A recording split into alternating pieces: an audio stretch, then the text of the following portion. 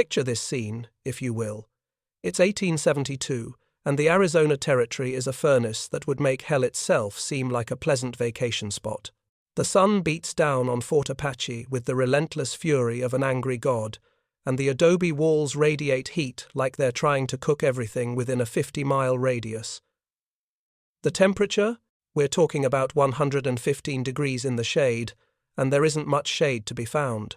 Standing in the blazing courtyard, enduring laughter that bounces off those sun-baked walls like ricocheting bullets, is a 24-year-old Apache scout named Kewekla. Now, Kewekla isn't your typical warrior. His Apache name, Goya Awe, means one who yawns, and if that doesn't tell you something about how his own people viewed his thoughtful, methodical nature, I don't know what will. While other young men were eager to prove themselves in dramatic raids and daring exploits, Kewekla was the guy who sat back, observed, and thought things through. And right now, he's being laughed at. Hard. The source of this mockery? His feet. Or more precisely, what he's got strapped to them. These aren't your standard Apache moccasins, those beautifully crafted, spiritually blessed pieces of footwear that had already proven themselves superior to any cavalry boot the United States Army could produce. No, these things on Kewekla's feet look different. Strange. The soles curve in an odd way, like mountain cat paws, and they're reinforced with double-stitched elk sinew that creates patterns no one has ever seen before. Chief of Scouts Al Seba, and we need to talk about this man for a moment, takes one look at these modified moccasins and dismisses them as dancing shoes unfit for war. Now, Al Seba wasn't just anyone.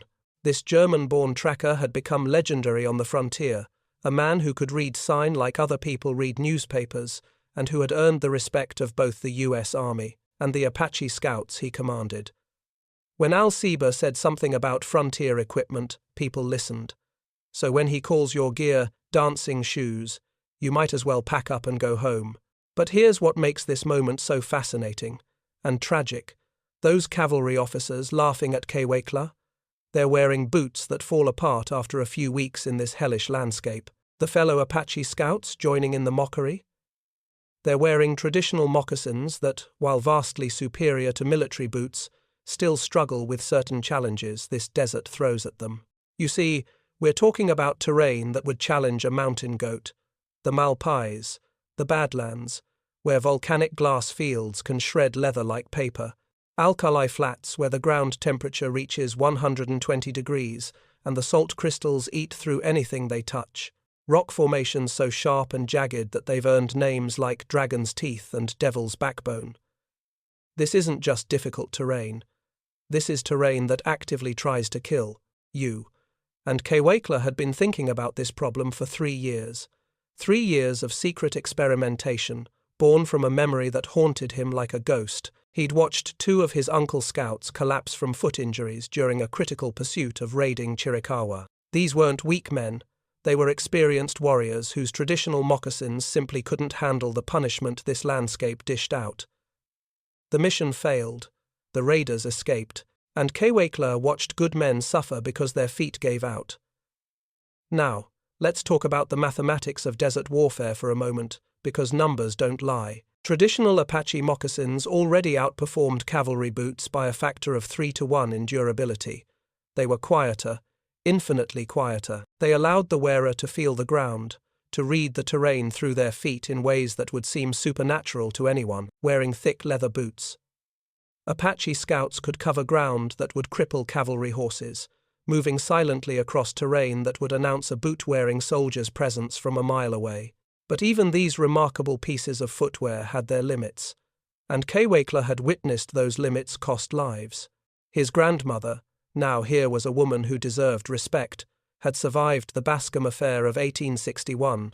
If you don't know that story, it's one of those pivotal moments that helped ignite decades of warfare between the Apache and the U.S. government. She was a renowned moccasin maker, and she had taught young Kewekla that each stitch carries prayers to the mountain spirits. This wasn't just craftsmanship, this was spiritual technology, if you'll allow me that phrase. But she had also shared something else with him, forbidden knowledge.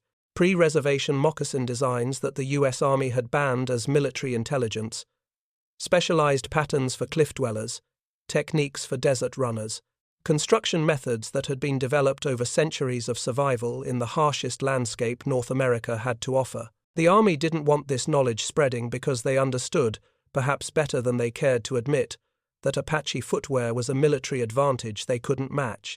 As Kewekla stands there in that blazing courtyard, enduring the laughter of men who should know better, he remembers his grandmother's words, "The earth speaks through our feet, listen with better ears." And so he had listened. For 3 years, he had experimented in secret. He had studied the way roadrunners moved across hot sand, distributing their weight to avoid sinking. He had observed mountain cats navigating rocky terrain, noting how their paw structure allowed them to grip surfaces that would challenge any other creature. He had watched desert lizards scurry across surfaces hot enough to cook meat, and he had wondered, what if human feet could adapt the same principles? The result was what his fellow scouts now mocked as dancing shoes. Curved soles that distributed weight across sharp surfaces, side panels that allowed air circulation to prevent the foot swelling that crippled desert runners, reinforced toe areas that could find purchase on surfaces smoother than glass, multiple layers of specially treated hide that could flex without tearing, bend without breaking. But here's what makes this story so powerful and so heartbreaking. In that moment, as the laughter echoes off the adobe walls and Chief Seba shakes his head in disgust, Kewekla represents something larger than just one man with unusual footwear. He represents 400 Apache scouts serving the U.S. Army, caught between worlds in a way that would challenge anyone's sanity. These men were mocked by the very soldiers they protected, called tame Apaches and worse by cavalrymen who couldn't track a wounded buffalo in fresh snow. At the same time, they were viewed as traitors by the free Apache bands they were forced to hunt, their own relatives, their own people, their own blood. Imagine that psychological torture for a moment. You're using your ancestral skills, your traditional knowledge, your spiritual connection to the land, all in service of hunting down your own kind. And for your trouble, you get mocked by men who couldn't survive a week in this desert without your help. But Kewekla had something they didn't understand yet. He had innovation born from necessity, wisdom drawn from 3 years of careful observation, and the blessing of his grandmother's prayers woven into every stitch. Those dancing shoes represented something the Fort Apache crowd couldn't possibly comprehend in that blazing courtyard in 1872. They represented the future of desert warfare, and very soon, when Geronimo's band vanished into terrain so hostile it had its own legends, when traditional scouts found themselves helpless against volcanic glass that shredded their feet, when the very landscape seemed to conspire against pursuit. Well, that's when Kewekla's moment would come. That's when the laughing would stop. September 1885. 13 years have passed since that humiliating day at Fort Apache, and Kewekla is now 37 years old. Those dancing shoes haven't been forgotten, they've evolved. And the man who once endured mockery is about to prove that innovation born from careful observation can change the course of history. The crisis begins when Geronimo's band, 33 of the most experienced warriors the Apache nation could produce, simply vanishes into the Chiricahua Mountains like smoke dispersing in the wind. Now, let me paint you a picture of what this means. We're not talking about some Hollywood chase scene where the good guys always catch the bad guys by the third act. This is Geronimo. This is a man whose very name has become synonymous with guerrilla warfare genius, a leader who had already escaped from reservations more times than the US Army cared to count, and he's chosen to disappear into the dragon's teeth. If you've never seen this landscape, let me try to describe it in terms that might make sense. Imagine someone took a volcanic explosion, froze it at the moment of maximum violence, and then scattered obsidian glass across the resulting chaos. The dragon's teeth are a labyrinth of volcanic spires that rise from the desert floor like the backbone of some prehistoric monster. The rock formations are so sharp they can slice through leather like a hot knife through butter. The obsidian fields reflect sunlight with such intensity they can blind a man, and the volcanic glass is so razor-sharp that it makes walking treacherous for anything with feet. This is where traditional Apache scouts lose the trail.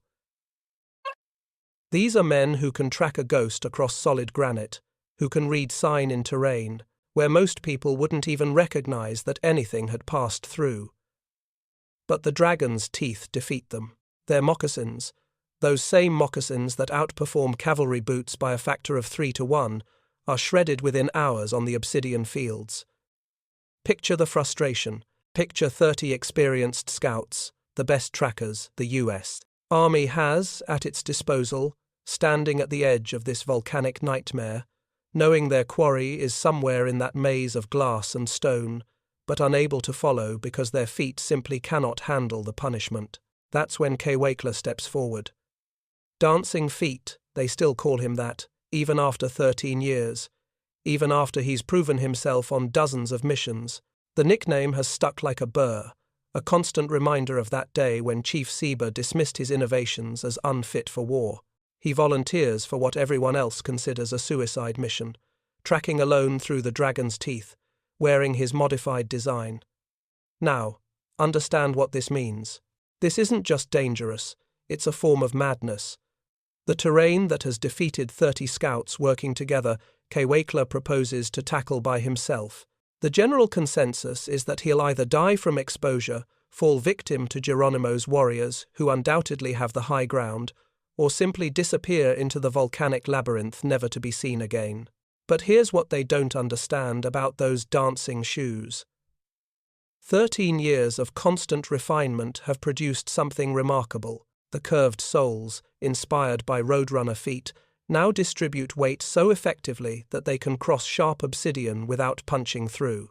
The buffalo hide layering system has been perfected to provide protection while maintaining flexibility. Most importantly, those side-breathing panels woven with yucca fiber prevent the foot swelling that has crippled every other pursuit through this terrain. What happens next becomes the stuff of legend, whispered around scout campfires for generations. Kewekla enters the dragon's teeth at dawn, and for 3 days he becomes something more than human. He covers 150 miles through terrain that kills cavalry horses. He navigates volcanic spires that would challenge a mountain goat. He crosses obsidian fields that reflect heat like mirrors of hell. And he arrives at hidden water sources, springs known only to the Apache, tucked away in rock formations that seem impossible to reach, hours ahead of Geronimo's band. Think about that for a moment. Geronimo's warriors know this terrain. They've planned this escape route. They have the advantage of choosing when and where to move. And yet Kewekla, moving alone, reaches their destination first. The climactic moment comes at a place called Canyon of the Serpents. General George Crook. And this is a man we need to respect. A career military officer who understood Indian warfare better than most of his contemporaries, has been pursuing Geronimo for months with increasing desperation. The Army's reputation is on the line, public pressure is mounting. Politicians in Washington are asking uncomfortable questions about why the United States military cannot capture 33 men in the American Southwest. Crook is exhausted, demoralized, facing what looks like another humiliating failure when his scouts report losing the trail at the base of an impossible cliff face.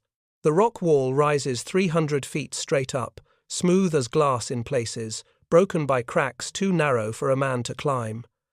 That's when Kewekla arrives. What Crook witnesses next challenges everything he thought he knew about human limitations. Using the reinforced toe holds of his modified moccasins, Kewekla begins to climb. Not scramble, not struggle. Climb. Like a spider ascending a wall. The curved soles find purchase on surfaces that look smooth from ground level. The flexible construction allows his feet to conform to irregularities in the rock that would be invisible to rigid boots. 12 traditional scouts stand at the base of that cliff, stranded. Their moccasins, for all their advantages over cavalry boots, simply cannot handle this challenge. But Kewekla ascends that sheer face, as if gravity is merely a suggestion rather than a law of physics. From the summit, he signals Geronimo's position. For the first time in this campaign, the Army achieves what military tacticians call situational awareness. They know where their quarry is. They can plan an encirclement. They can coordinate their forces instead of stumbling around the desert, hoping to stumble across tracks. But Kewekla isn't finished. Crook watches in stunned silence as this man who was once mocked for his dancing shoes descends the cliff face and immediately begins running. Not jogging, not walking quickly. Running. 20 more miles to cut off escape routes, to position himself where Geronimo's band might try to break out of the trap that's closing around them. That night, General Crook summons Kewekla to his tent, not for mockery this time, not for dismissal or ridicule, for the most detailed military equipment interview in frontier history. Crook, who had previously dismissed equipment innovations as unnecessary complications, wants to understand every aspect of this design, how it works, why it works, whether it can be replicated. But here's the tragedy embedded in this triumph. This stunning tactical success enables the encirclement that will eventually end the Apache Wars. Kewekla's innovation doesn't just change desert warfare, it helps bring about the defeat of the very people whose traditional knowledge inspired his modifications. His grandmother's prayers, woven into every stitch, have helped cage the wild freedom she cherished. The irony is almost unbearable. The man who perfected Apache footwear has used that perfection to help destroy Apache freedom. And, as he sits in General Crook's tent, explaining the technical details of his revolutionary design, you have to wonder what thoughts are going through his mind. Pride at his vindication, sorrow at what his success means for his people, the complex emotions of a man caught between worlds, using the wisdom of his ancestors to serve the interests of their conquerors. The laughter that once echoed off Fort Apache's adobe walls has been replaced by something far more complicated. Respect, certainly. Recognition of genius, absolutely. But also the beginning of a transformation that will spread far beyond the Arizona Territory, far beyond the Apache Wars, far beyond anything Kewekla could have imagined when he first studied the way roadrunners moved across hot sand. The revolution doesn't begin in a military headquarters or a government office. It starts in hidden wickiups, those traditional Apache dwellings tucked away in desert arroyos where the army's prying eyes can't reach. It begins with women gathering under new moons, their voices mixing prayers with practical instruction as they work by firelight that flickers like the hopes of a people caught between two worlds. Following the success at Canyon of the Serpents, something remarkable happens. Word spreads through Apache scout families like wildfire through dry grass. But it's not spreading through official military channels. This is knowledge passing from grandmother to daughter, from aunt to niece, from one wife to another in the ancient way that women have always shared survival wisdom. Kewekla's sister, Guyen, and we need to understand who this woman is. She's Lozen's niece, which means she carries the bloodline of one of the most respected warrior women in Apache history. Lozen, who could sense enemies at a distance, who fought alongside Geronimo himself, who embodied the spiritual power that Apache women could wield. Guyen inherited not just her aunt's name, but her understanding that sometimes the most important battles are fought not with weapons but with knowledge. Guyen takes it upon herself to learn every detail of her brother's 27-step construction process. 27 steps. Think about that complexity for a moment. This isn't simple craftsmanship. This is engineering disguised as traditional art. Each step serves a purpose, from the initial blessing of the materials to the final stitching that locks the spiritual protection into the physical design. But here's what makes this truly remarkable. Guyen doesn't just learn the technique. She adapts it. She understands that what works for her brother's feet might not work for a woman's different stride, for a teenager's growing bones, for an elder's joints that have survived decades of desert warfare. She begins teaching variations, modifications that maintain the spiritual integrity while addressing individual needs. The workshops she leads in those hidden wickiups become something unprecedented. Women who have lost sons to foot injuries during military pursuits embrace this innovation as a way of honoring their children's sacrifice.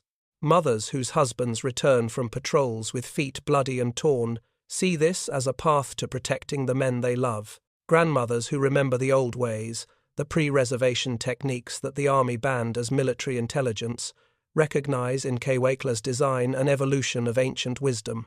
These aren't just sewing circles. These are technical training sessions conducted in absolute secrecy.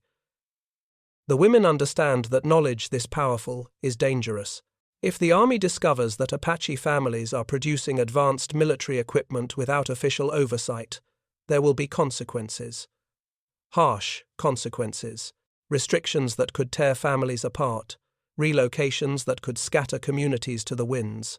So they meet in darkness. They work by starlight. They teach with whispered voices and careful demonstrations, passing along innovations that could change the nature of warfare itself, while maintaining the spiritual traditions that give those innovations their power. By winter 1885, the results are undeniable. General Nelson Miles, Crook's replacement after the Canyon of the Serpent's success, begins documenting statistics that challenge everything the military thought it knew about desert operations. Scouts wearing modified moccasins cover 50% more ground than their traditionally equipped counterparts. They use 30% less water during extended patrols. Pursuit casualties drop by 2/3. Most remarkably, successful trail acquisitions increase from 40% to 85%. Think about what these numbers mean in practical terms. The difference between mission success and mission failure. The difference between capturing hostile forces and watching them disappear into the desert. The difference between soldiers returning home to their families and soldiers dying from heat exhaustion or foot injuries in terrain that doesn't forgive weakness. But here's where the story takes a fascinating turn. Military contractors, smelling an opportunity for profit, attempt to mass-produce these revolutionary moccasins. Factory production, they figure, can supply the entire army with this superior footwear. Government efficiency meeting Apache innovation. The results are spectacular failures. The factory versions lack everything that makes the original design effective. They're missing the blessed sinew that carries spiritual protection. They don't have the prayers woven into each stitch, the invocations to the mountain spirits that provide not just psychological comfort, but what the Apache understand as actual protective power. Most critically, they lack the individual foot measurements that Apache women take while singing protection songs, the precise fitting that ensures each pair is crafted for the specific person who will wear them. Mass production, it turns out, cannot replicate the combination of technical innovation and spiritual practice that makes Kewaikla's design revolutionary. You can copy the physical structure, but you cannot manufacture the ceremonial process that gives that structure its power. The adoption spreads through dramatic demonstrations that become sporting events within the Apache Scout community. At Fort Huachuca, Nana's son, a scout who has remained loyal to traditional methods, accepts Kewaikla's challenge for a 3-day race across the Sonoran Desert. This isn't just competition, it's a test of two different philosophies. Traditional wisdom against innovative adaptation, the old ways against the new evolution. When the modified moccasin wearer arrives 6 hours ahead of the traditional scout, having consumed half the water and showing significantly less wear, 20 scouts immediately request pairs. But they don't request them through military channels. They ask their wives, their mothers, their sisters to learn the construction process. They understand that this knowledge belongs to the community, not to the army. The culmination of this revolution comes at the Battle of Skeleton Canyon in September 1886. 60 scouts wearing modified moccasins outmaneuver both Geronimo's remaining warriors and Mexican irregular forces that have crossed the border to claim the bounty on Apache scalps. The enhanced mobility, the reduced water consumption, the decreased injury rate, all of these factors combine to create a tactical advantage that proves decisive. But even as these scouts achieve what many consider the impossible, the final encirclement that ends the Apache Wars, there's a profound sadness in their success. Kewaikla himself weeps as he watches Geronimo surrender. This man, who has spent years perfecting an innovation inspired by his grandmother's traditional knowledge, has used that perfection to help cage the wild freedom she cherished. The women who gather in hidden wiki-ups understand this tragedy perhaps better than anyone. They've preserved and enhanced traditional knowledge, but they've done so in service of a system that seeks to destroy the very culture that produced that knowledge. They've saved lives, protected their men, honored their children's sacrifice, but they've also participated in the end of a way of life that had existed for centuries. As news of the surrender spreads through the Apache communities, the women continue their work. They continue teaching the 27-step process, continue weaving prayers into sinew and hide, continue adapting ancient wisdom to new challenges.